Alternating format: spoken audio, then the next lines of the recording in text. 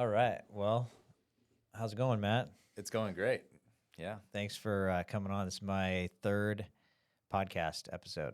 awesome. Yeah. Glad to be here. Yeah.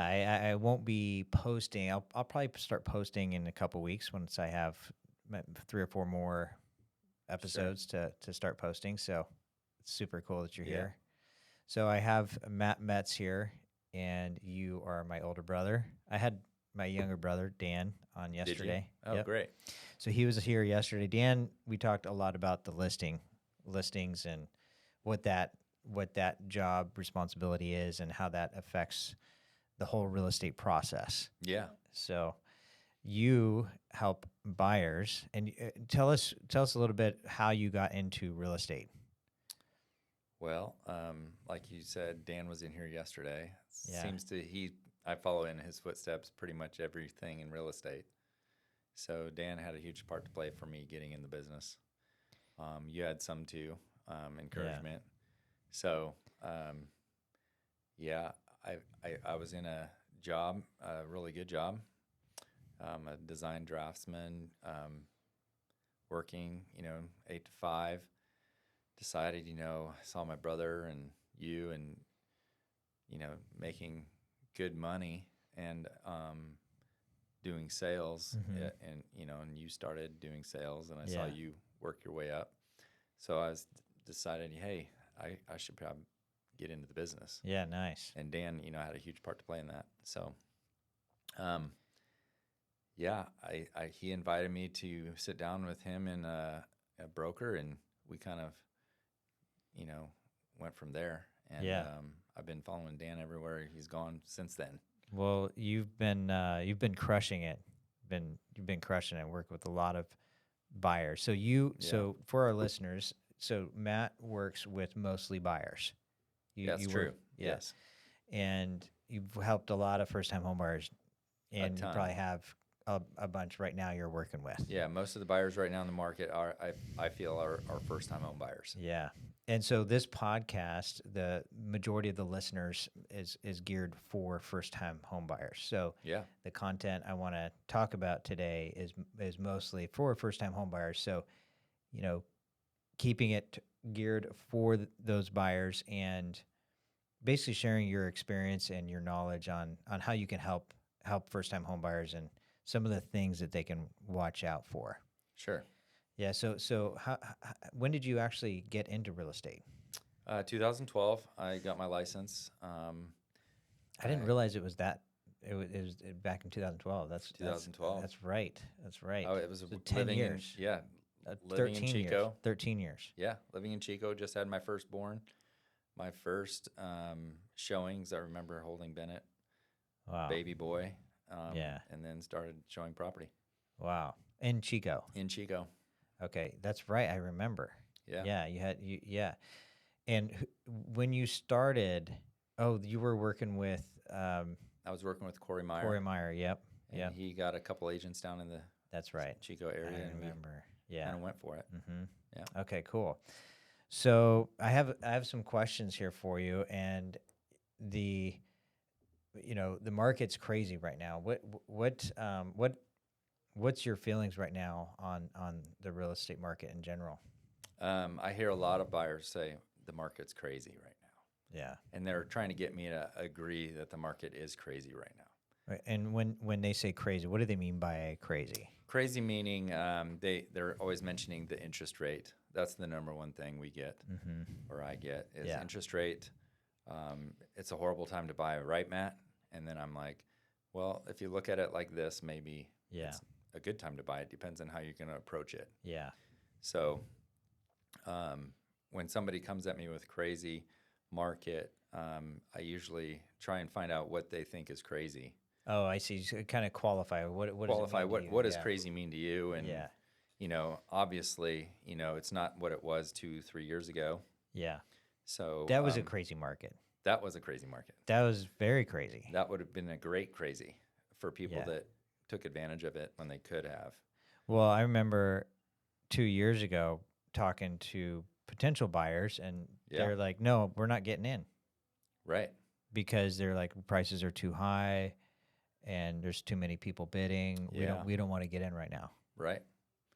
I had a lot of people saying that they were, you know, waiting for the perfect home to come along. And they waited and they waited and they waited, and now they wish they would have not have waited. It's hard, yeah. So it's hard. And some did buy. A lot of people bought. Yeah. We were very busy, very blessed to be busy during that time, and still blessed to be busy now. Yeah. So as it relates to first time home buyers, I'd like to start off talking about what is a buyer's agent compared to a listing agent. Me and Dan talked about this yesterday a little bit, Sure. but what is the role of a buyer's agent, and how does that help a buyer and or a first time home buyer? Yeah, so a buyer's agent to me is somebody that's helping people go out and find that ideal home. They are listening a lot, hopefully listening more than they're talking when they're working with the buyer. Yeah. You know, finding out what these people are really wanting in their next home or their new home or their first home. You know, it's definitely listening to their needs and their wants. And I think the more you listen to the first time home buyer, you're going to learn a lot about them, and you're also going to learn their motivations and where you can kind of help guide them down a path that they're going on, and they're going to go on it whether you're there or not. And it's a matter of what you have to offer service-wise to see you know, if they want to use you as their buyer's agent. So what I heard you say is a really good buyer's agent that's helping buyers find a home is a really good listener. Finding you know exactly what their goals are. They might each buyer has different goals. Each one is very different from the other. And so what you're saying is really listening, slowing down, listening to exactly what they need. Absolutely. Yeah. I think that's key to building any relationship, whether it's a first-time home buyer or, you know, somebody you meet. Yeah. It's like you always want to listen to their story and try and help them. Yeah. So in addition to that, what else do you help first-time home buyers do? I mean, I want to try to keep it as basic as very kind of think of a buyer that has no idea. The best thing you can do with a first-time home buyer is get them into the office, have a sit down with them. You know, not a lot of people are doing this out there. Yeah. But, you know, getting them into in a space that's where they can actually sit down and you have a chance to discuss what their goals are. Yeah. If you're doing it at the property, it's a much more difficult to get their concentration, and or there's a lot less distractions than when you're sitting in an office. It makes sense. And you can pull up anything up on the computer, you know, anything that comes up in a conversation. Hey, why don't we take a deeper look at that? Yeah. And then having a good presentation is huge. Yeah. Of what they're going to expect in the process. A lot of buyers, first-time home buyers, have no idea what to expect. So you're going to take them step by step through it, and then let them know, hey, you know, we do help you with the inspections. We help you, you know, with lenders or, you know, different things that are going to help you buy that home. Yeah. And you're not going to have a lot of things to worry about. Yeah. So that we're kind of hand-holding them through the process, and we're not going to let them go or falter along the process. Yeah. No, I love that. I love the part that you said about expectations, because a lot of buyers, they just don't know. Like they don't know if it's their first time doing something. You don't know what you don't know. And so working with a buyer's agent like yourself, they're going to have a lot of trust, because there's got to be a lot of trust, and working with someone that really knows what they're doing. And I know working with you for this many years, I know you know what you're doing, and you help a lot of families. There's a lot of families that you help. Yeah. What I was going to say about that is that experience goes a long ways. Experience of knowing the market, and experience with, you know, looking for things that could come up, which kind of leads me to my next question is, as a first-time home buyer, what are some of the things that you've seen come up, or what are some of the things that you help your buyers avoid? In other words, potential risks or potential things wrong with the property. I mean, what are some of the things that you can help a first-time home buyer with? Yeah. The first thing is, when you're first looking at properties, and maybe it's the first one you're showing them, you try and get a feel for exactly what they like and everything. But ultimately, you do want to point out, hey, when this is going to be your first home. Yeah. I remember when I bought my first home, and I wish I would have done it a little bit differently.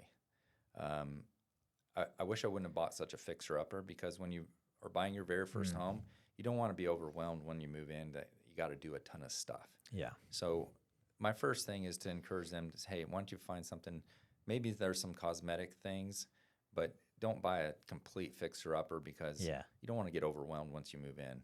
But that's huge. It depends on the person and what their goals are, but ultimately, first-time home buyers is fun to work with them.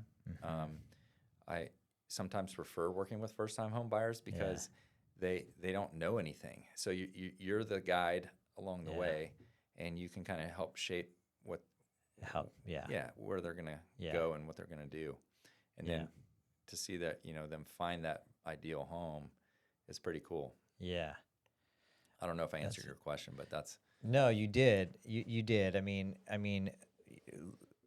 I think with working with an experienced agent and seeing many, many homes, this is what I told many first-time home buyers, and really any buyer, is you want an agent that is in a lot of homes and sees a lot of issues with properties. Yeah. You can I can spot the issues with the property. You walk into the property, you say, oh, look at the roof, or look at the gutters, or look at whatever is going on. You know what you're looking at. That first-time home buyer might not know what they're looking at. Yeah, and my background was in construction and design, so I always have had a feel for what I'm looking at when it comes to homes. Yeah. Designing homes, built homes. Yeah. Things like that. So I had a lot of experience to lean on when I'm showing people first-time home, for the first time. Yeah, first time. Yeah. That's awesome. No, I think that's great. The other question I have is, obviously it is a different market than what we were a couple years ago. Yeah. And there's homes on the market. How do you decipher which homes to show the families that you're working with? They have like a goal in mind that they're looking at, maybe a price range. Correct. Are you looking for? Maybe it depends on the person, but I guess the question is, how do you find the properties for the first-time home buyers? It depends on how they come into my and how you get them, how I get them, Yeah. how the lead comes in, or who I'm calling. But I usually, for a first-time home buyer, getting them into the office first, and then showing them a bunch of homes on the computer through the MLS, and showing them what their options are, what areas they like to be in, how much do they know about Reading? Are they a first time to Reading, or they know the area? Yeah. That's huge. So you're trying to narrow it down to their budget. Yeah. Budget is huge for first-time home buyers. Yeah. That's probably the number one thing that they're concerned about. Budget, because they've never owned a home before. They Yeah. want it. They're going from renting to buying, and it's like they want to be able to afford it. Number one. Yeah. And so, with your help, I've helped a lot of first-time home buyers afford that first home. Yeah. So the financing is completely separate. Totally. I mean, you have two major things. You're getting a mortgage that's going to be a big mortgage, a long-term debt that they're going to borrow for 30 years. It's the biggest financial decision they'll make, and then they have this asset, this home that they now have to take care of. Right. It'd be a lot bringing those together for someone that is doing it for the first time. Exactly. It's a big decision, which is why I'm doing this podcast, because my passion and my heart is to really get some education out there to help as many first-time homebuyers as we possibly can. Yeah, I think today I showed a first-time homebuyer about an hour ago. Yeah. First time I've met him, and we went to one home, and I could tell he didn't really understand the process because he wanted to, hey, let's negotiate right now. I see. Let's negotiate before we actually get into contract. And, you know, it's sometimes difficult to agree with a buyer, but yet disagree when you're trying to say, hey, you know, there is a time for this, but not right now. So that's actually a great segue. Let's talk about that. So you had this buyer, and he wanted to negotiate with the seller like right away before he went into contract. Exactly. What does going into contract mean? Going into contract means that you're made an offer, and then you're gonna send that over to the other side or the listing agent. And it's a written offer. It's a written offer. Okay. You fill it in. You fill in the price, the terms, and then you're going to present that, or you're going to have that selling agent present that to their client. So you, as their realtor, helping the buyer, you'll help them fill out this offer. I help them fill out the offer. I go over all the all the things, all the terms. Yeah. We try and narrow it down to the main points. Yeah. Offer price. I see. Credits. Yep. Deposit. Warranty. And if you can nail down, and then anything that you want included into that offer. Yeah. Those are the biggest things you're going to try and nail down first. You fill that in on the contract. You send that over. You get 3 days for them to respond. By default, I usually have a strategy of trying to increase or decrease that time limit so that other offers don't come in. Okay.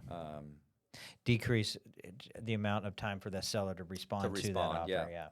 Not something that's going to turn them off, but something that's going to help them just make a decision sooner. Yeah.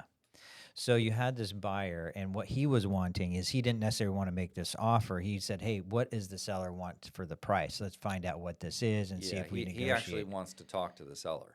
Yeah. And I said, well, this isn't quite how this works in this market right now. Yeah.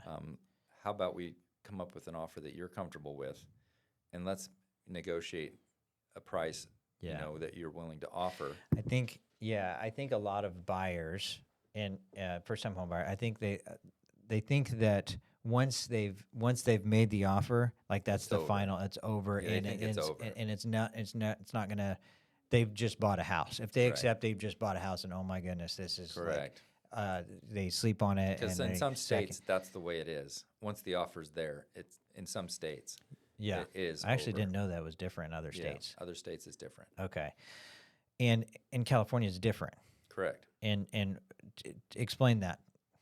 I'm licensed in California. California has a really good contract, in my opinion, of making an offer. It's more geared towards the buyer than the seller, because once the seller accepts, it's much harder for a seller to back out than a buyer. Interesting. I didn't know that. In Oregon, it's geared for both, to my understanding. Yeah. You make an offer, that's the offer. I see.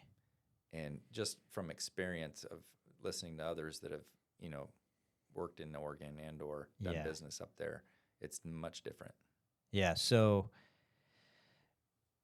what I also know is that once they make the offer, a lot of buyers think, I just bought this house, but after they get the accepted contract is when most of the negotiating starts, or can start. It can. You have the 17 days to inspect any property.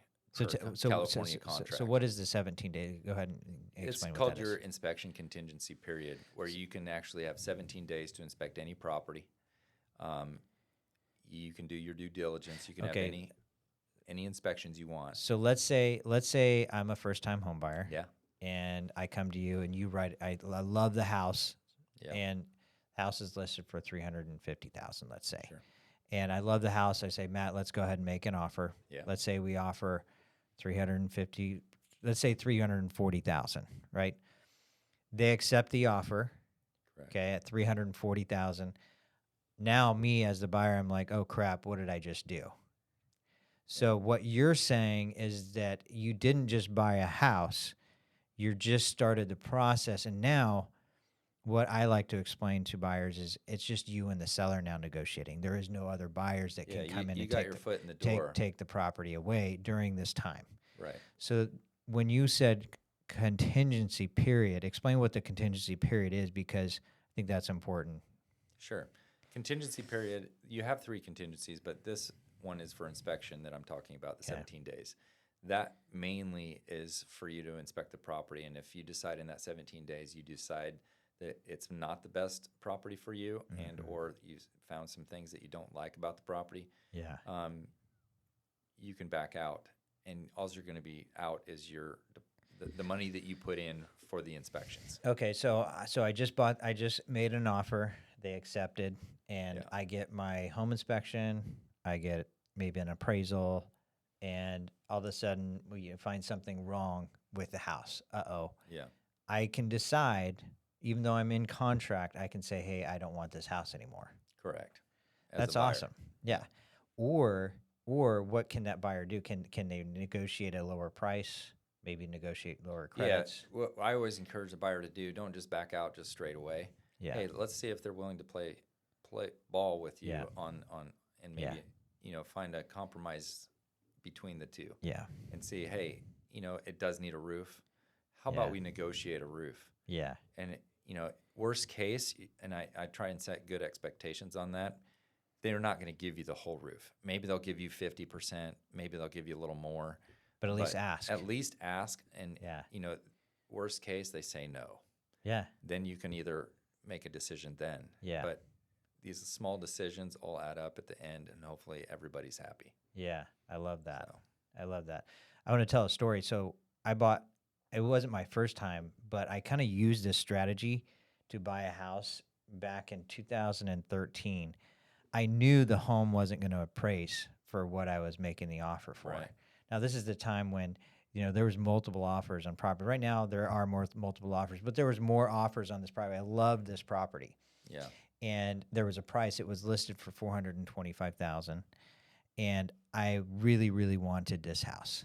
And I knew I wanted to be the highest bidder, but I knew. So what I did was I offered $515,000. I went like $75,000 more, but I knew that the home wasn't going to appraise for this much.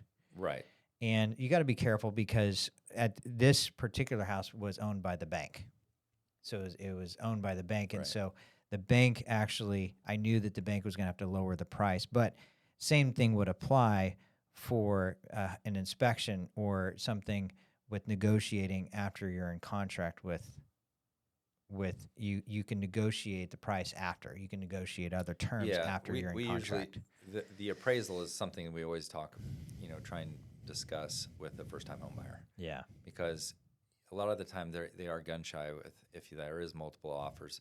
Hey, I don't want to get in. I hear it many, many times. I don't want to get in a bidding war. Yeah. Don't want to get in a bidding war. I'm not into bidding wars, and the biggest challenge there is the mindset. If their mindset is, I don't want to be bidding up on a property, it's not that it's going to get bid up. It's that, hey, you got to get your foot in the door to have a chance at this property. Yeah. But let's get your foot in the door first. And there's strategies around a bidding war. Totally. There's many strategies. And so like in this example, there was 4 other people that made offers on this same property, which is why I went to $500,000. So they ended up picking me as a buyer because I went all the way up to $500,000. I got an appraisal, and the home only appraised for $450,000. Right. So then we got it dropped down to $450,000. The home was listed for $425,000. There could have been another buyer that offered $470,000. Right. For that house, and I got it for $460,000. Right. So that's what happens when you go into contract with a seller. You start that negotiating with your inspections, and there might have been another buyer that lost out because you at least got your foot in the door, like you're saying. Yeah. Once you get that acceptance on that contract, now it's time to really get to the nitty-gritty and play ball. Yeah. And get your inspections. We try and get the inspections ordered within the first 7 to 10 days so that we have a little extra time to negotiate afterwards. Yeah. That's key. Working with Josh Barker Real Estate is probably super ideal. I was going to say that because working with an agent that knows this, that understands this, that does this day in and day out, out with a super high level of expertise and knowledge to be able to help these buyers. It's huge. Yeah. Yeah, it comes down to, what we, the experience we have, obviously, but also, we want to help them. Yeah. That's the ultimate goal here, is helping people. And if Yeah. they feel like they're getting help from you, you're going to have a client Yeah. ultimately with a first-time home buyer. Yeah. I love that. Yeah. So That's awesome. So what kind of advice would you give? Let's say, I'm a first time home buyer and I give you a call and I say, "Hey Matt, I'm looking, it's my first time. I don't know if I should buy yet in this market. Interest rates are high. I can afford to buy, but I there's nothing out there I really like, but I am a first time home buyer. I do want to eventually buy a house." What would you tell a buyer, like, front and foremost, I would try and get them face to face with me, to get a more understanding of where their situation is. Yeah. I want to know their story. I want to know their situation and what's gonna, be the best for them. If they're Yeah. really a few months away, I'm not gonna push too hard. That Yeah. if there's conditions there, Yeah. that I can't surpass Mm-hmm. or they can't surpass. It's more about finding out what their story is and then kind of going from there. But getting Yeah. face to face really helps. So the first thing I would be like is, hey, Pete, why don't we sit down for 15 to 20 minutes, have a conversation about what buyers are doing in this market right now Yeah. to get really good homes at really good prices, and show you the advantage of purchasing now versus later.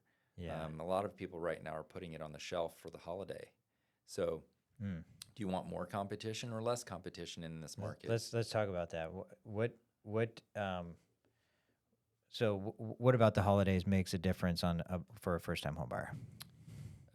People are very busy. People have a lot of family going on, Yeah. they're traveling, they're doing this, they're doing that. And not a lot of people are thinking, hey, let's Buy a make house. buy a house Yeah. and move. Yeah. Whether they're renting or whether they're stepping up or stepping down. It's like the holiday season is usually not the time they're going to want to do that.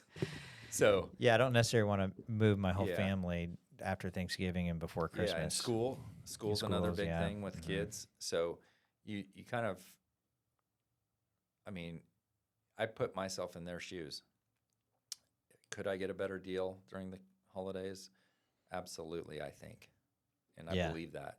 Yeah. Um, Well, it's proven. It's not I'll necessarily a put better deal. It might be a better.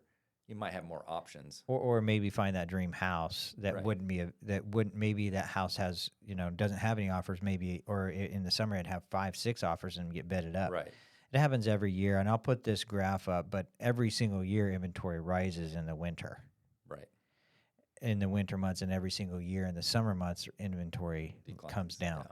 And that's because people are moving when they don't have school, they're less busy, and that's when people move. And so Yeah. obviously it's hard to move during Christmas and Thanksgiving, so that makes sense. But what you're saying is you could potentially find a better deal during the winter and months. I, when you're buying a home, you don't want to follow the crowd necessarily. With when everybody else is buying, you want to be a buyer with everyone else, or do you want to buy when Wow. nobody else is buying? I like that. Yeah. It depends on the reasons, but ultimately you want to, try and get a good deal. Yeah. While there's not less competition. Yeah. Are there good deals going on right now? There are some good deals out there. Yeah. I just came from one. Really? I can't believe it's not sold. Tell us about it. The home is on Delightful Way. It's got 360-degree view. Delightful. Yeah, Delightful Way. Mm-hmm. It's the first question you get asked a lot is when you show up to a home, why isn't this sold yet? Yeah. This seems like a good deal. Everybody's different when they come into the a home. What's it listed for? 365. Yeah, it's 365 Delightful Way. It's on the top of a mountain. It's got some acreage. Really? That does seem like a great deal. Yeah, I can tell you why it hasn't sold. Okay. There's 2 stories. Second story is a 1-bedroom room, and it's got a circular staircase, metal staircase going up to it. Oh. So it's not I kinda like ideal those. friendly for families. Yeah. with kids and stuff like that's that. going to knock out a lot of families. Yeah. And there's some pretty big elevation drop around the property. So with kids and no fencing, that's going to probably knock out a lot of people with kids. This is more of your. How long has it been on the market? I would have to check. I don't remember. Yeah. It's been on a little while. Okay. Yeah. Nice. So that's cool. And the so that's a good deal. I think it's a good deal. It's a 3-bedroom, 2-bath, and it's I think it's 2. It might be 1. I don't remember. Yeah. I don't remember seeing the other bathroom, but anyway, to me it's a good deal. Some of these properties that I get to show are pretty cool. This was one of them. Yeah. I've only shown maybe 3 or 4 homes this year that really were like, whoa. And this was one of those, oh wow, this is cool. This is a good deal. Yeah. Yeah. That's awesome. Okay. This is a couple questions just regarding, higher interest rates and affordability. Yeah. I know that's a challenge. What would you tell a first-time homebuyer, help with a first-time homebuyer that, they want to buy, but the affordability is really expensive. It's challenging for them, but they want to get into a place, but with higher interest rates. Yeah, it comes down to what they can afford. If they can afford to get into a home now, I always tell the best time to buy real estate is when you can afford it. And if you're a first-time home buyer and you can get a position in the market, it's much better than 100% interest on a rent. Yeah. And it's really hard to find a good rental in Reading right now. So why is that? Because we have a good rental market in Reading. Are you familiar with the market here? There's a lot. Yeah, I know. I know. Yeah. I know you know. I know. So yeah, it's definitely. You're saying the rent, the inventory, the housing. There's just not enough housing. There's a need for housing. There needs a housing. There's more affordability population. is driving rentals. Because if you can't afford to buy, which a lot of people can't right now, they're renting, and that's driving your rents up. Yeah. So if those renters have good jobs, good work history, low debt to income, and they can buy, I always think it's a better time, the best time to buy. Yeah. So that's kind of what I kind of shoot for is is this person going to be approved to purchase? If they're approved and their motivation's good, then let's find you a house and let's do it for quick. Sure. I agree. I 100% agree with that. Yeah. What I tell the buyers that I work with is if you can afford a payment, if you can actually afford it, then get in as soon as possible. Yeah. And, if you have to cut out Starbucks and the car wash and different things that you're going to, spend money on, there's a lot of people out there that can't afford homes, but if they have all that frill that they're spending every month and decided not to spend it, they could afford a home. Yeah. So the average payment right now for, let's say, if you wanted to buy a $350,000 home for a first-time home buyer, payment for $350,000 is about $3,000 a month. For $300,000 is about $2,500 a month. Right. For $300,000. So let's say someone's renting for $1,500. I did the math on this. If someone's renting for $1,500 and they want to buy for, let's say, $300, they're going to spend an extra $1,000 a month. I mean, I did the math, but not that math. That's easy math. Right. But that extra $1,000, what do they get for that? And I was kind of looking at it, and obviously it's the timing. And so if you can afford that $2,500, I say go for it. The reason why is because home values continue to appreciate. Right. And in Reading, the average over the last 10 to 15 years is about 5%. If you go back all the way to 1942, home prices have appreciated on average about almost 5% per year. And that's huge. 300,000, 5% of 300,000 in 1 year is how much? How much is 5% is five 5 times 3 is 5 times 5% would be $15,000, right? Of 100,000. Of 300,000. Oh, okay. Yeah, 15,000. So first year you got $15,000 of equity. That's 5% appreciation. So, and they also get the amortization. So what I tell buyers that do want to get in the market right now is, hey, you're paying $1,500. Your landlord's not going to just come and say, "Hey, congratulations, we're going to lower that rent for you this year," or "Hey, congratulate, we're going to keep the rent the same." They're not going to do that. They're every single year they're going to increase that rent of what they're legally able to. I think in California it's like 5% every year. It can go up. Well, on a mortgage, it does. It's fixed. Right. It's you locked in your housing. Right. When you buy a house, that's locked in. You're not going to have an increase in rent next year. You're not going to have an increase in your mortgage. Yeah. Ultimately, the only way it could go up is if insurance goes up. Homeowners insurance and property. But if your property taxes are going to means your home value is going up. Right. Right. So, and the opposite is true, because on a mortgage, you can actually lower that payment.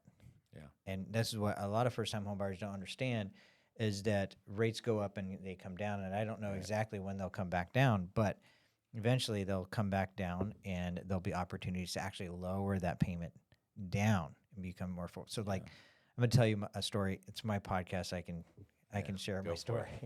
So when I bought my house for the first time, it was only $130,000. It was a brand new bill. It was back in 2001. And I remember. at the time that we had just come out of the .com crash, and we people lost their retirements. Stock market was down a lot. We had 9/11, and it was a scary time. Well, I was making about $2,500 a month working for Verizon Wireless, and my mortgage payment ended up being about $1,100. It was like 40-something% of my income, which is scary. Totally. It was scary for me. It's scary. Well, I ended up doing it. I think my interest rate was around 7%, and I got in, and it was hard that first year, 2 years hard, and I didn't do the Starbucks like you're saying, and I didn't do the extra stuff. Yeah, but I remember canceling my Verizon bill. I when got you rid bought of my cell phone. Yeah. So I mean, that's $200 right there. Yeah, and so over time, what happened was my income increased. Yeah. And the interest rates ended up coming down. I refinanced, but if you're in the market to purchase, if you're a first-time home buyer, if you're not on fixed income is different, but if you're a working W-2 employee or something, most of the time their income's going to continue to rise, but that payment's going to be staying fixed. Exactly. And this is why rent continues to go up, because wages continue to go up. Right. So I definitely see why that's super important for first-time home buyers. And my first home buying process was not the great story. I bought in 2007. Josh Barker was my agent. He showed me three homes, and I bought one of them. Yeah. And I bought for $299,000, and the next year, we all know what happened then. The market crashed. Yeah, I was living with you. Yeah. I moved in with you. I remember. Yeah. And so, but even then, I was still excited about buying. Yeah. Even though I did have to short sell my house, my first home, it didn't make me want to stop being, a homeowner. I wanted to get back in the market as soon as possible. Yeah. So it took a while, 6-7 years before we bought again, but it definitely is the only way to really gain wealth. Yeah. When you're young and real estate. Yeah, real estate. Yeah. I mean, it's got to be one of the top things to do to gain wealth quickly. Yeah, I remember that time. Do you think that we're still in a? Do you think that we could have another 2007? I don't see how we could have it in the real estate market. We might have it in other arenas of the world, but not necessarily in real estate. Why is that? It's something tangible. It's something you can put your hands on. It's it's something you own. I think right now, the biggest risk is credit card debt. I think that's got a risk for people. Yeah. A lot of people have equity right now. Why would they walk away from equity? They would just sell. And they didn't back in 2007. Right. People didn't have equity. Yeah. So now they have the equity. Now banks are a lot more tighter these days. Income is a lot more strict. Yeah. the 2 years and this and that. So I don't see it just, a bubble at all. Yeah. I don't know. I think most people would agree that we're not on a bubble Yeah, I agree. for the real estate market. Yeah. Yeah, in order for a bubble, we need houses. We need inventory. Yeah, a lot of houses. inventory. Yeah. Yeah. Yeah. What was the inventory? Do you remember when the 2007, 2000. Well, I remember the inventory getting up to close to 3,000. It was like 2,800 homes on the market. Yeah, and now we're 2008, sitting around 650. Yeah. So Yeah. Yeah, if you see the inventory climb north of Yeah. 1,500, yeah, that would be good for some because Yeah. home values come down. Bad for others, for the existing homeowners, right. depending on how you want to look at it. But that mean- would be like over double the inventory. But where would this come from? Where would the homes come from? Where, Maybe in the bigger cities. bigger cities, yeah. bigger cities where people can't really, Shasta County. Yeah. I will tell you, in Shasta County, we are the most affordable place in California. in California, based on our average income and Correct. based on our average sales price. Our average income, I believe, is close to the 70,000, 68,000, and average sales price is 410, maybe 410, 420. Yeah, right in there. It's it was down to 380. It's come back up. Yeah. Yeah. Cool. Well, Matt, I really appreciate you coming on. Any last words or any last advice that you would have for? I have last questions. First one is, any last advice that you would give to first-time home buyers? As a first-time home buyer in this market, don't focus as much on getting the perfect home. That's the good. very first time. Yeah.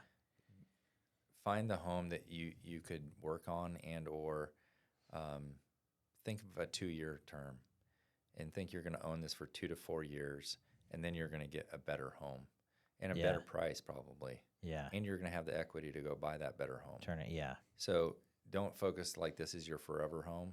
Focus on, let's get you into the market. Yeah, because it's a 30-year fix. A lot of buyers think, "Oh, I'm going to have this for 30 years." Oh, and the average, I think the average right now, you could probably correct me if I'm wrong, but people don't own a home for more than 4 years. I think it's like it's way high. Yeah, it was like 7 to 10 years was average. I think it's down now. Yeah. The average time someone has a mortgage, that's different than actually owning a house. Having a mortgage is right around that 5-year mark. The average is That's what I was talking about. average. Having actually the debt before they change, before they refinance or sell, because obviously rates change, drop. You refinance out of that and get into a new mortgage. Yeah. So what you're saying is don't focus on having this home for 30 years. Right. Focus on it for a period of time that you're comfortable with gaining equity. Yeah. And make sure that when you buy that home, you take care of that home as a first-time home buyer. Yeah. And make sure that you do the upgrades that it needs, do the maintenance that it needs. Mm-hmm. As a first-time home buyer, you're just going to be building your equity, and then it'll set you up for the next one. I love that. For sure. That's awesome. But that's super probably good. the number one thing I would say. The other thing is, schools are huge for first-time home buyers with kids. Finding good schools. Yeah, young families. Yeah. Finding their first home. We have a lot of good schools here. A lot of good schools. So there's a lot to choose from. But getting in a good neighborhood and in a good school district is huge. I like too, that for the kids, because I got 3 kids, and so Channing. So Channing. yeah. Yeah, that's good. I like that. So my last question. So I call this the podcast Dream Big. Yeah. And so what does Dream Big mean to you and your family? Dream big to me, I mean, I've always dreamt. I think you probably know that. Yeah. To me, nothing's ever been out of reach. Nothing. And I can honestly say that. I think I could have done anything in my life. But where I'm at now, I love what I do. I love helping people. Mm-hmm. I have a passion for older people, and I would definitely continue to do real estate. As long as they'll let us do this, I'll be doing it. That's awesome. Yeah. Well, thanks a lot, Matt. Really appreciate it, man. Absolutely. Love Thanks you, for bro. having me. Yeah. For sure. All right.